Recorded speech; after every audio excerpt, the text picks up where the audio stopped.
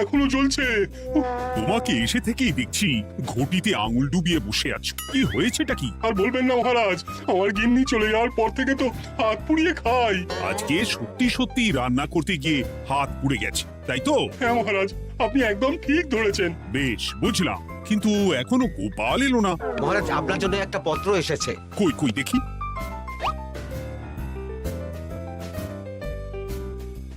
ঠিক আছে, তুমি এখন এসো। কিসের পত্র মহারাজ? দাঁড়াও, আগে গোপাল আসুক, তারপর বলছি। এই তো চলে এসেছি মহারাজ। দেখুন, আজকেও দেরি।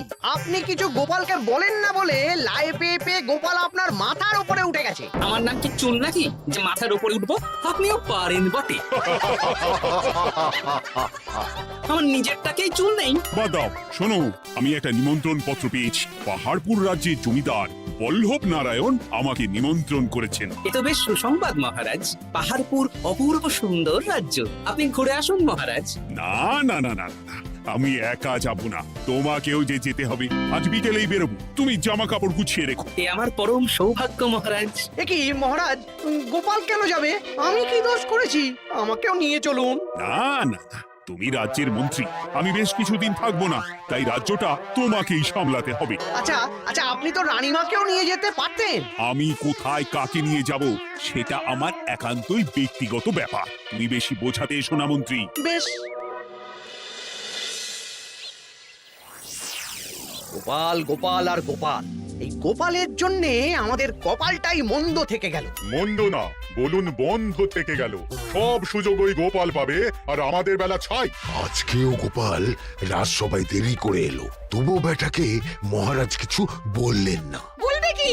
উল্টে মহারাজই তো গোপালকে ঘুরতে নিয়ে যাচ্ছেন। পাহাড়পুরে গিয়ে ভালো মন্দ আহার করবে গোপাল, আর আমি রাজ্য পাহারা দেব। হ্যাঁ, ঘেন্না ধরে গেল এই জীবনে। গোপাল যতদিন আছে ততদিন কিন্তু আমরা ওই ফুলে ফেপে উঠতে পারবো না। গোপালের যেন 7 খুন মাপ। আমরা তো বানের জলে ভেসে এসেছি। আপনি তো গোপালকে তাড়ানোর অনেক চেষ্টা করেছেন, কিন্তু কিছুতেই কিছু হয়নি। হবে কি করে? গোপালের একে ওই ক্ষুরোধার বুদ্ধি, তারপর মহারাজের উপর অগাধ বিশ্বাস, দুটো মিলেমিশে এক হয়ে গেছে। মাঝে মাঝে তো মনে হয় বেটাকে মেরেই ফেলি, আমার দু চক্ষের বিষ।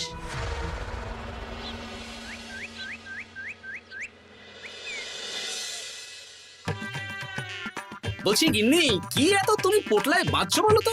এত দূরের রাস্তা, তাই শুকনো খাবার ভালো করে বেড়ে দিচ্ছি। হ্যাঁ, তা কি কি দিয়েছো শুনি? ভিজে চিড়ে দিয়েছি, মুড়ি, নারকোল কুচো, চিনি দিয়েছি। হ্যাঁ, ব্যাস, আর কিচ্ছু দিতে হবে না। আমার সাথে তো মহারাজও যাচ্ছেন। আমি একটু বেশি করে দিয়েছি গো। দূর, সে কথা বলিনি। মহারাজ যাচ্ছেন তো, তাই মহারাজও নিশ্চয়ই রাজবাড়ি থেকে ভালো মন্দ খাবার নিয়ে আসবেন। যে যা নিজের তালে থাকে। কি আর করবো গিন্নি, উদরকে আদর করে যা সুখ, তার অন্য কিছুতে নেই। বেশ বেশ, সাবধানে যেও। হ্যাঁ, তুমিও সাবধানে থেকো কিন্তু। আর নাতনি নাতনি গুলো এলে তাদের জানিয়ে দিও যে দাদু বেশ কিছুদিন থাকবে না। ঠিক আছে গো, ঠিক আছে। সাবধানে যাবেন মহারাজ।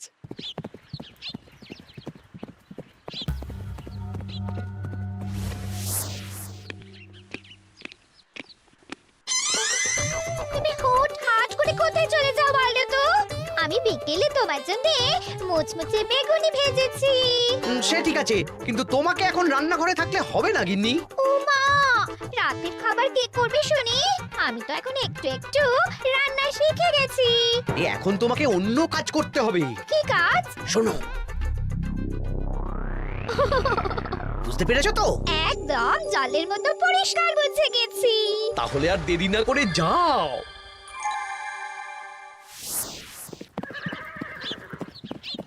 মহারাজ, একটা কথা বলতে পারি? বলো গোপাল। আমরা পাহাড়পুর জমিদার বাড়িতে যাচ্ছি কেন? তুমি তো জানো আমাদের সেনাপতি এখন একা একাই নিজের সংসার সামলায়। হ্যাঁ, ওই ঘটনার পর থেকে তো সেনাপতির জন্য ভালো পাত্রীও পাওয়া যায়নি। পাহাড়পুরের জমিদার বল্লভ নারায়ণের একমাত্র কন্যা এখন বিবাহযোগ্যা, তাই আমি আর তুমি দেখতে যাচ্ছি। সেনাপতিকেও সাথে নিয়ে গেলে হতো। না, আগে আমরা যাব, মেয়েটা কেমন সেটা বিচার বিবেচনা করে ফিরে আসবো। তারপর যদি সেনাপতি রাজি হয়, তখন আমরা বাকি ব্যবস্থার দিকে এগোবো, তাই তো?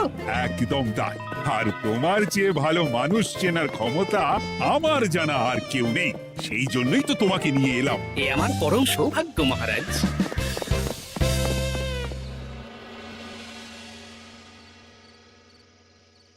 প্রণাম রানীমা। আরে মন্ত্রী গিন্নি যে, বলো বলো। এই কিছু বেগুনি ভেজেছি, তাই আপনার জন্য নিয়ে এলাম রানীমা। সরলা, তুমি ওটা রান্নাঘরে নিয়ে যাও। আচ্ছা রানীমা। মা, এই গয়নাটা পরে কি সুন্দর লাগছে আপনাকে। নতুন নিলেন? না না, বছরখানেক আগে বিবাহ বার্ষিকীতে মহারাজ গড়িয়ে দিয়েছিলেন। একটা কথা বলবো রানীমা? বলো না, কি বলবে? আমার মনে হয় আপনাকে আমাদের মহারাজ না আর আগের মতন ভালোবাসেন না। এই কি কথা বলছো তুমি? খোলা চোখে যা মনে হয় তাই বলেছে রানীমা। এই দেখুন না, মহারাজ হঠাৎ পাহাড়পুরে ঘুরতে চলে গেলেন আর আপনাকে নিয়ে গেলেন না। নিশ্চয়ই কোনো কাজ আছে, তাই আমাকে নিয়ে যাননি। ওই তো, এত ছাড় দিয়েছেন বলেই তো পার পেয়ে বসেছে। অপরাধ নেবেন না রানীমা। মহারাজ সব ব্যাপারে শুধু গোপাল আর গোপাল, কিন্তু বাড়িতে যে আপনিও আছেন সেটা মহারাজ খেয়ালই করেন না। আসলে গোপালকে মহারাজ খুবই স্নেহ করেন তো। আপনি আগে না গোপাল আগে? পাহাড়পুর তো এত সুন্দর জায়গা, চারিদিকে পাহাড়, পাহাড় থেকে নেমে আসছে নদী। ভাবুন আপনাকে মহারাজ নিয়ে যেতেন যদি। সত্যি তো, আমাকে তো মহারাজ নিয়ে গেলেন না। নিয়ে যাবেই বা কেন? আপনাকে তো আর মহারাজ আগের মতো ভালোই বাসেন না। সব ধ্যান জ্ঞান এখন শুধু গোপাল। হ্যাঁ সত্যি তো, আমি তো এটা ভেবেও দেখিনি কখনো। গোপালই আপনার কপাল পুড়িয়েছে।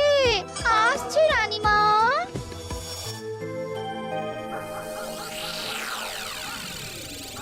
কি গো গিন্নি, আমি যেমন যেমন বলেছি তুমি তেমন তেমন রানীমাকে বুঝিয়েছো তো? হ্যাঁ হ্যাঁ, আমি একেবারে এমন ভাবে কানে পুষ্পন্ত ঢেলেছি, রানীমার কান মাথা সব সব ভরে গেছে। এবার শুধু মাঝে মাঝে ইন্ধন জুগিয়ে যেতে হবে, বুঝলে? তারপরে তোমার পথের কাঁটা ফাঁকা হয়ে যাবে। আর একবার গোপাল সরে গেলেই আর কোনো চিন্তা নেই। দু হাত ভরে রোজগার করবে গো। কি কেমন লাগছে যাত্রা? বেশ ভালোই মহারাজ।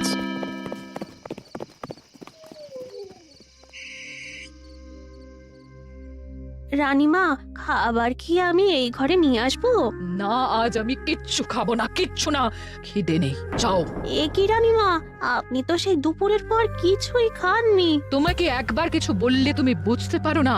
বলেছি তো আমার খিদে নেই, আমাকে বিরক্ত করো না, যাও।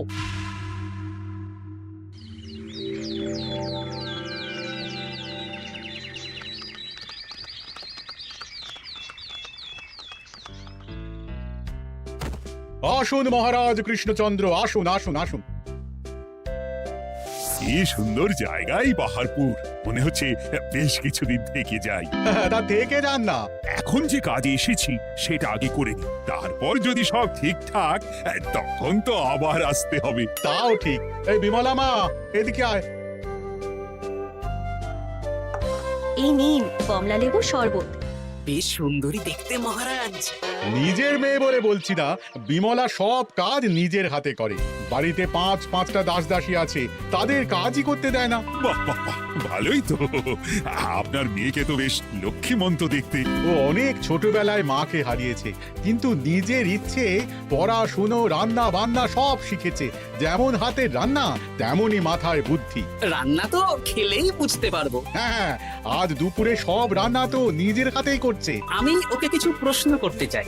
দাঁড়িয়ে আছো কেন মা? বসো। মহারাজ, আপনার অনুমতি নিয়ে আমি বিমলাকে কিছু প্রশ্ন করতে চাই। করো না। আচ্ছা বিমলা, তোমার বয়স কত? আসছে শ্রাবণে আমি 19 বছরে পড়বো। আচ্ছা, শ্রাবণ মাসে জন্ম, বর্ষাকালে। বেশ বেশ। আচ্ছা বলো তো, মেঘের ডাকে জল ছেড়ে ডাঙায় উঠে পড়ে, মানুষ তাকে হাতে পেলে নিয়ে যায় ঘরে, এটা কি? কই মাছ। বাহ বাহ। এবার বলো তো, এমন কোন জিনিস যেটা একান্তই তোমার কিন্তু অন্যেরা বেশি ব্যবহার করে? আমার নাম। বাহ বাহ বাহ বাহ বাহ, খুব সুন্দর খুব সুন্দর। আপনার মেয়ের মাথায় বুদ্ধি আছে। আচ্ছা আচ্ছা, আরেকটা প্রশ্ন করবো। বলো তো, একটা অঙ্ক পরীক্ষায় তোমার বাবা 100-তে 90 পেয়েছে, তুমি 100-তে 100 পেয়েছো আর আমি 100-তে 95 পেয়েছি, তাহলে কে বেশি বুদ্ধিমান? আপনি বেশি বুদ্ধিমান। এমা, এটা তুই কি বললি রে? তুই তো 100-তে 100 পেয়েছিস, তাহলে তুই বেশি বুদ্ধিমান হবি না? না না, আমি হলে তো বুদ্ধিমতী হব।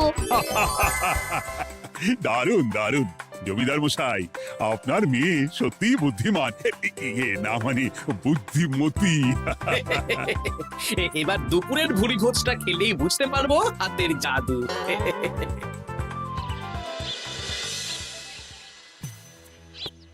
রানীমা, বেলা হয়ে গেছে, এভাবে না খেয়ে থাকবেন না, আপনার শরীর খারাপ করবে। তোমাদের মহারাজ আসুক, তারপরে খাবো। যতদূর জানি মহারাজ আগামীকাল সকালে ফিরবেন। বেশ, আমাকে একটু শরবত করে এনে দাও, আর কিছু খাবো না। আচ্ছা রানীমা। বুঝলি, আজ পুকুর ঘাটে গিয়ে যা শুনলাম না। কি শুনলে? রানীমা গতকাল বিকেল থেকে কিচ্ছু খাচ্ছেন না, মহারাজের ওপর রাগ করে। এখন রানীমার রাগ, এরপর ভাগ গোপাল ভাগ।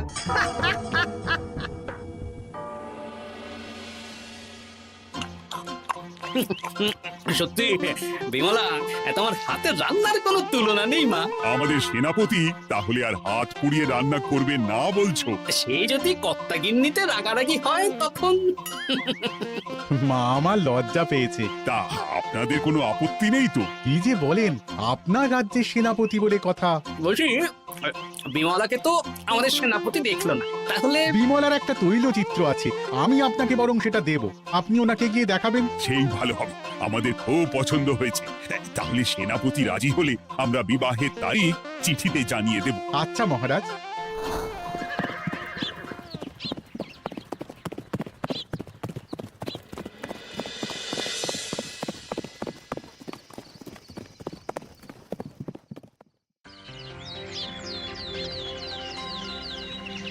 মহারাজ, আমি তাহলে আসি। যাওয়ার পথে আমি সেনাপতির সাথে কথা বলে নেব। হ্যাঁ হ্যাঁ গোপাল, এসো, বেশ ভালোই কাটলো পাহাড়পুরে। হ্যাঁ মহারাজ, অনেক ধকল গেছে, যান গিয়ে বিশ্রাম নিন।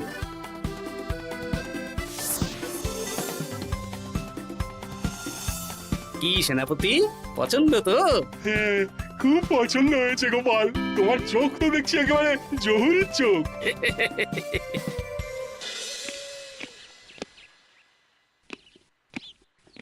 চিরটা কাল আপনি ওই গোপাল গোপাল করে কাটিয়ে দিন। কি হলো? রানীমা গত পরশু থেকে কিচ্ছু খাননি, গতকাল একটু শরবত খেয়েছেন শুধু। কেন, কি হয়েছে? দেখুন মহারাজ, সহ্যের একটা সীমা আছে। আরে আমার তো কিছুই মাথায় ঢুকছে না। মাথায় শুধু গোপাল থাকলে আমার কথা ঢুকবে কি করে মহারাজ? আপনি আমাকে আর আগের মতো ভালোবাসেন না মহারাজ। এসব কি বলছো রানী? ঠিকই বলছি।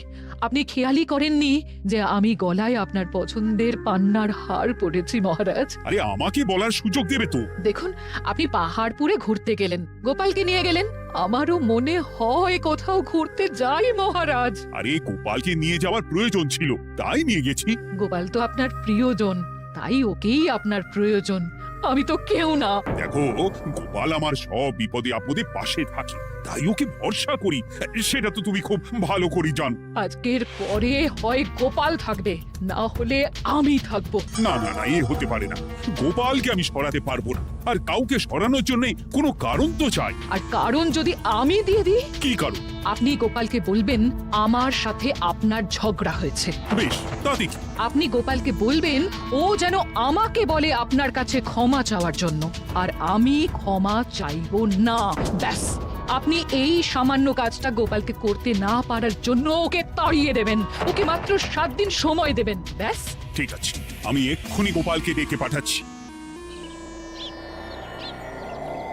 দেখো গোপাল, এখন যদি রানী আমার কাছে ক্ষমা না চায়, তাহলে কিন্তু আমি বাধ্য হব তোমাকে রাজসভা থেকে তাড়িয়ে দিতে। আচ্ছা মহারাজ, বুঝেছি। রানীমা আপনার কাছে ক্ষমা চাইবেন, কিন্তু তার জন্য আপনাকে আমার কথা মতো কিছু কাজ করতে হবে মহারাজ। কি কাজ বলো? বুঝেছেন? হ্যাঁ। না গোপাল, আমি মহারাজের কাছে ক্ষমা চাইতে পারবো না। দেখুন রানীমা, আমার মনে হয় আপনার ক্ষমা চাওয়াই উচিত। পুরুষ মানুষের মন বলে কথা, যদি বেশি দিন আপনি মহারাজের সাথে এরকম তিক্ত সম্পর্ক রাখেন, তাহলে কিন্তু মহারাজের মন অন্যদিকেও চলে যেতে পারে। এমনিতেও কি গোপাল? না, কিছু না রানীমা, শুধু এটুকু জেনে রাখুন, রাজবাড়ির মাঠে বাঁশ বাঁধা হবে। মানে কেন?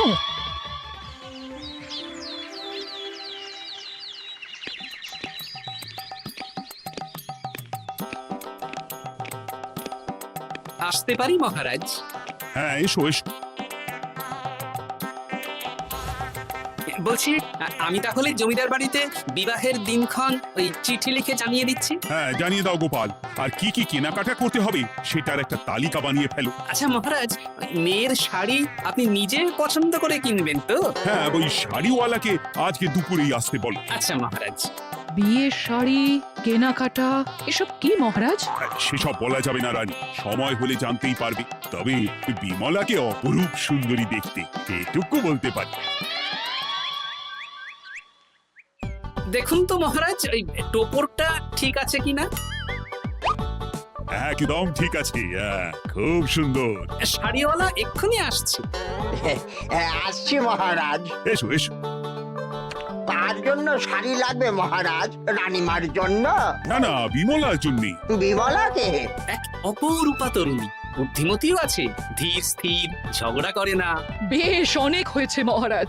দোহাই আপনার, আপনি দ্বিতীয় বিয়ে করবেন না। আমি ক্ষমা চাইছি।